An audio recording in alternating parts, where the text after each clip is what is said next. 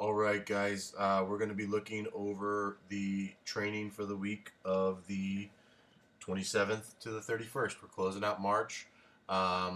In reflection of March, let's look at what we accomplished. I mean, you guys jump roped every single day this month, and some of the goals we had were to get more comfortable with just singles and moving around and doing more than just the bunny hop single and more than just the explosive double under. The goal was to get you guys more relaxed so that when it comes to the harder challenges of coordination with the jump rope, we can feel less stressed about it.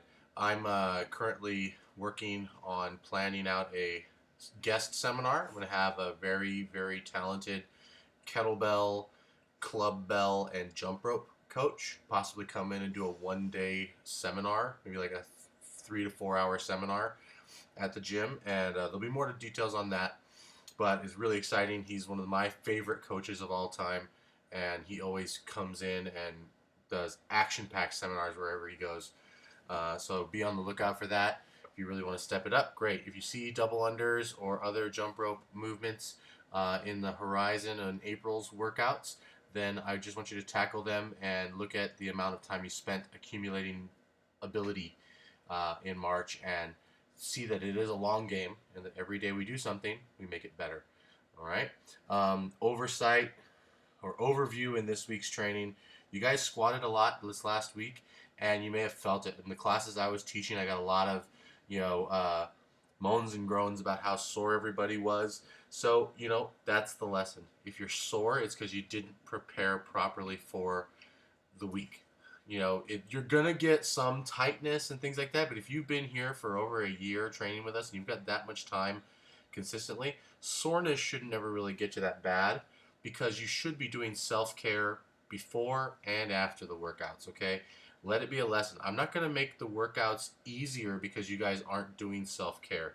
Uh, it's kind of a lesson by fire. You've got to take better care of your back, your legs, your hips, your shoulders in you know in in foresight of what's going on with these workouts, okay? So I'm telling you right now, this week, you're looking at the page right now, we're going to look at each workout individually on your squatting on Monday, Tuesday, Thursday, and Friday in some form. And this week, shoulder work. You're doing toes to bar on Monday, pull-ups, kettlebell snatches on Tuesday and Wednesday, more pull-ups on Thursday, and push-ups on Friday. That's a lot of shoulder work. 5 days of shoulder work. So, if you notice in the warm-up and the skills, we got a lot of shoulder mobility planned in there. But please, make it a point, whatever class you come into this week, stick around after and do some shoulder mobility. Take care of yourself so you'll have a great week of progress and not feeling like you're totally beat to a pulp at the end of the week, okay? Let's make a good thing. If you have questions about that, come to the coaches. All right, Monday's workout, we're going to be doing some front squats, upping the percentage a little bit from last week, 82.5% of your one rep max. Try to keep the rest intervals shorter between these reps, between these sets. That's what makes it intense. Focus on the technique and everything like that, but if you want this to be a tougher weightlifting session for you, which you need in order to progress, get uncomfortable. Shorten the rest cycle. We're not at 90%, so you don't need more than 2 minutes, but take less than 2 minutes to get it done. If you're teamed up with somebody in a squat rack, push the pace. Make them work harder too. That's a teamwork thing. Otherwise, we're doing front squat skill work. Only go heavier if the coach looks at your technique and gives you the okay for it, okay? Front squats are not about leg strength. That's not the limiting factor. The limiting factor is torso mobility, shoulder mobility, and ankle mobility. So you got to get those things in check before we go heavier on it. Otherwise, you just set yourself up to be a really good, bad front squatter. So take your time. Make sure every one of those reps is perfect. And when the coach sees it, they'll tell you to go heavier. I've instructed the coaches to be strict on that. After that, we have an engine workout. 7 rounds for time. There's a 14-minute cap on it. 7 deadlifts. They're heavy deadlifts, toes to bar, and box jump overs. If you're doing the primal movements, it's 4 deadlifts, 4 V-ups, and 7 burpees. This is one of those medium pace workouts where if you go too fast at the door, you're not going to have a good time for rounds 5, 6, and 7. If this was a 4-round workout, it could be one of those high-intensity blast-off workouts where you just feel it afterwards. But you're going to be looking at going like 80% on this. The goal should be that every one of those deadlifts look beautiful. 7 touch-and-go deadlifts at 100 kilos is tough. I would break it up into 4 and 3. Some of you guys will have to break it up into 2s. Just wherever you go with it, whether you do it unbroken or if you break it up to 7 sets of 1, I want you to make sure that every time you lift that weight off the floor, your technique is in check, okay? Fix the back, fix the angle. Don't let yourself look at the ground. Get everything we do during our strength sessions and apply that to how you do it during this engine session. Don't let yourself rush it and go to crap with that. Same thing with the primal movement phase. If you're doing deadlifts, it's 4 deadlifts because we don't want it to be too many reps that gets you losing your ability to maintain your technique. But I want you to use a deadlift that's manageable for 5 reps in technique, but so that you easily do 4. And then, focus on keeping the technique. Don't let it go bad because combining V-ups and then a lot of hinging with the burpee too, it's going to make you fatigue and you're going to have trouble keeping that form. So let's not make the weight the factor, rather the fatigue, okay? That said, still, you should be able to finish it within the 14-minute cap. You're looking at 2 minutes per round. That way, if you can't do that round in 2 minutes, you either need to lighten the deadlift or scale the toes to bar. Focus on, if you're doing toes to bar, focus on getting that kip rhythm in check, okay? On Tuesday, we're snatching, and we're doing a full snatch 1 rep max. That's it's been a while since we've done a 1 rep max on a snatch. I really want you to go for it. If you have an old PR, try to best it by a kilo, okay? But I want you to also focus on making sure that you get a technical PR too. Make it look really pretty. Now, not every PR is pretty because we're going into unknown, but I want you to focus on the technique, right? None of you guys at the gym are lifting true maxes compared to what you're potentially able to do. There's limiting factors in every element of that. So you should still be able to lift pretty and get new PRs. But use the full squat. Don't do ugly power snatches that look like you're doing jumping jacks. Make it look like a great snatch. If you don't have those movements down, then I want you to work on skill work that day. Okay, you got plenty of time in the future to max. What we need to do first is get all the fundamentals of the movement down. So based on where you are with the coach, after the warm-up, he'll assign you whether you're doing hang power snatches in the basics or whether we're expanding that to squat snatches or lowering the bar to above the knee or below the knee or however we want to do it. Okay, just listen to your coach. They'll guide you to the best option for you that day. Then you gotta work out with a 15-minute time cap. If you notice the time caps on this week's workout, they're a little longer. Usually we try to keep it less than 12, but we're stretching it out today. 3 rounds for time, 35 wall ball, 21 burpees, 10 pull-ups. When you set this workout out, make sure that you're doing your pull-ups in front of where you do your wall ball, so that you'll never be doing pull-ups while somebody else is doing wall ball right by you. So stay aware of where you are. This is one of those workouts where the burpees can get a little slow in the middle. Your legs are tired from the wall ball, but I want you to really focus on those burpees and just saying that, hey, I can get through those quickly. Try to do them in a set of 11 and 10 if you can't do 21 unbroken. Same thing in the primal movement phase. You guys have 3 rounds of 20 wall ball, 20 burpees, and 10 jumping pull-ups. So same thing, if you need to set up a box by your pull-up bar, make sure that's also where you set up your wall ball, so nobody's going to be doing a wall ball in front of your box or behind your box while you're jumping up and down. Focus on speed on this. It's a shorter one. I think it can get done quickly. For primal movement phase, I think this is a sub 10-minute workout for sure. So crank it up. Excuse me. In Wednesday, more shoulder mobility after those 2 days. It's going to be tough. Just an engine workout, but it's a 25-minute AMRAP. Now this is an interesting one because we have rest inside an AMRAP. So you're going to be going back and forth between rowing and kettlebell snatches. So we'll do some technique on the snatches to get everybody working. Make sure that each one of these intervals, whether you're on the rower or doing the kettlebell snatches, they need to be all-out efforts. Like, I want 100%, all right? Otherwise, you're not going to feel like you need these 1-minute rests, and you have to take them. So make sure you really work for this, okay? If you're a man, you're going to do 25 calories as fast as you can on the rower, then you rest 1 minute. Women, 18 calories on the rower, rest 1 minute. As fast as you can. You should be in a blur when you get off that rower. Look at your clock, measure your rest. Then, after a minute rest, 10 kettlebell snatches as quickly as possible in the right hand, 10 in the left, and then you just another minute. And then we repeat. And I want to know how many rounds you can do within 25 minutes.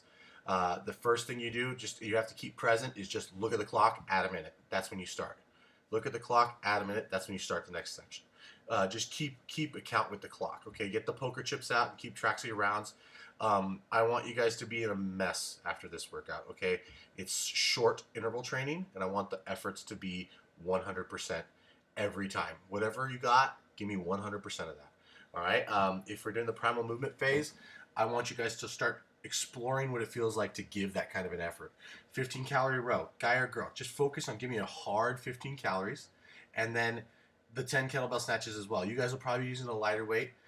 If you don't have the kettlebell snatch technique down, I don't want you to use it. Okay, you get enough of that from the row. So what you're going to do, if the coach asks you to do something other than snatches, they're going to ask you to do some burpees. So you're going to do a 15 calorie row, rest 1 minute, and then 15 burpees, rest 1 minute, and then back and forth, back and forth, back and forth. That's going to be tough, and I really want you to find your limit. Okay, you get a minute rest after every one of those, and a minute is just enough time to catch your breath and collect yourself before you got to go again. All right. Thursday, pull-up day. Okay, accumulate 40 strict pull-ups. The goal is to do this in less than 5 sets. So we're talking about earning and developing the ability to do sets of 8 to 10 strict pull-ups. Last week we talked about standards with the pull-ups, keeping the elbows at the side of the body and not letting them drift out in front like we're doing a chin-up. So maintain that standard. If you were able to do that last week, great. I want you to like throw a pink kettlebell on your toe and just weigh yourself down a little bit and stress the progress, okay? If you can't get sets of 8 or more, I want you to do 5 sets of 5 with a jumping negative, and try to go as slow as you can on the negative while keeping your elbows at your sides. And after you've done 5 sets of 5 of that, I want you to do 25 super strict ring rows. That's developing strength. That's like doing lots of back squats at a 80% versus like doing 1 rep maxes every day. We're developing more capacity for you. You'll get to the bar, you'll start noticing that doing 5 sets of 5 is not as hard anymore. Then you can do 6s and 7s and 8s, you know. If you're in the primal movement phase, we're starting to still develop primal strength, which is 40 super strict ring rows. And I put a tempo. When you're hanging from the ring, hanging back on it, I want you to take 3 seconds to get up, 2 seconds at the top, squeezing your shoulder blades together, keeping your chest open, and then 3 seconds to lower yourself down. That's actually one of the harder parts. And then a 2-second hold at the bottom before you do the next rep. Okay? Get the body tight like you're doing a plank, and keep it that way throughout the whole movement. Take a rest when you can no longer get your chest all the way up to the rings when you pull.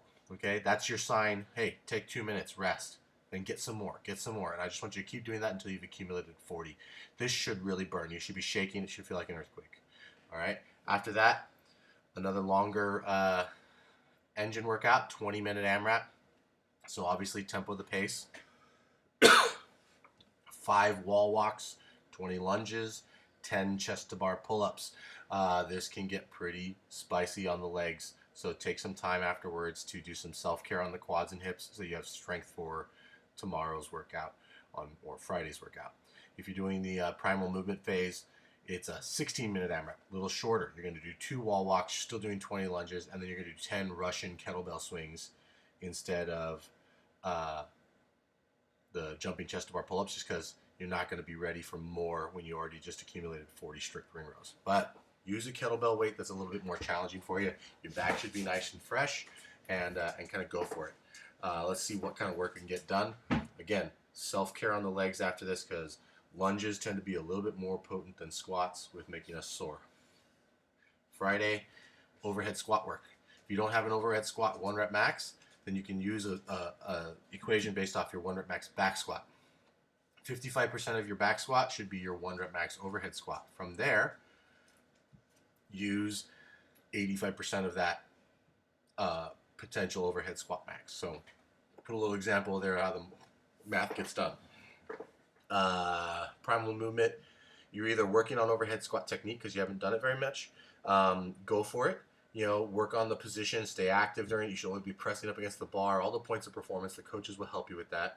And then if you can't do an overhead squat because, you know, you lack the mobility, That's okay. We're still working towards that. We've done this before in the past. You're going to do 5 sets of back squats, 5 back squats at 60% of your current max.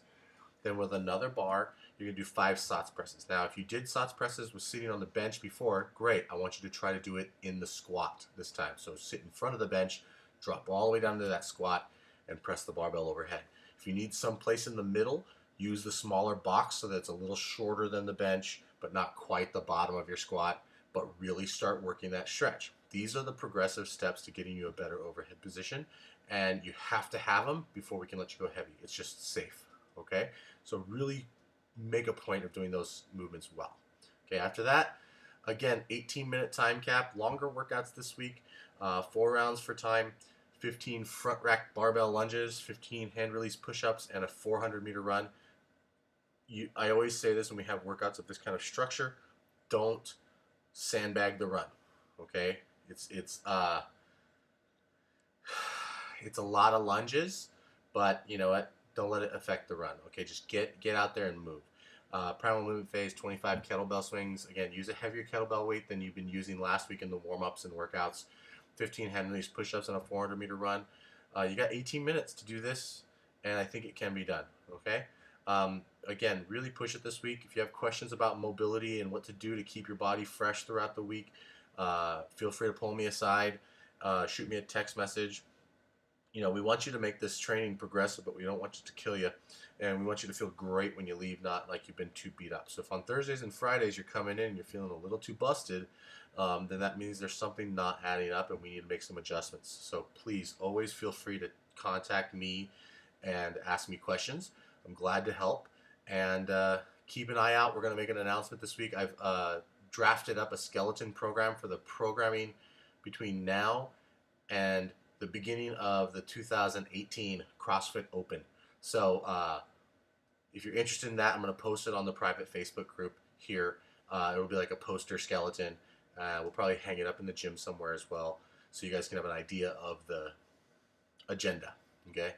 Have a great week of training, and thanks for giving me a great March. You guys really kicked butt on the open workouts and had fun doing it. We'll have fun again next year. Hopefully more people will progress or participate, and everybody will progress.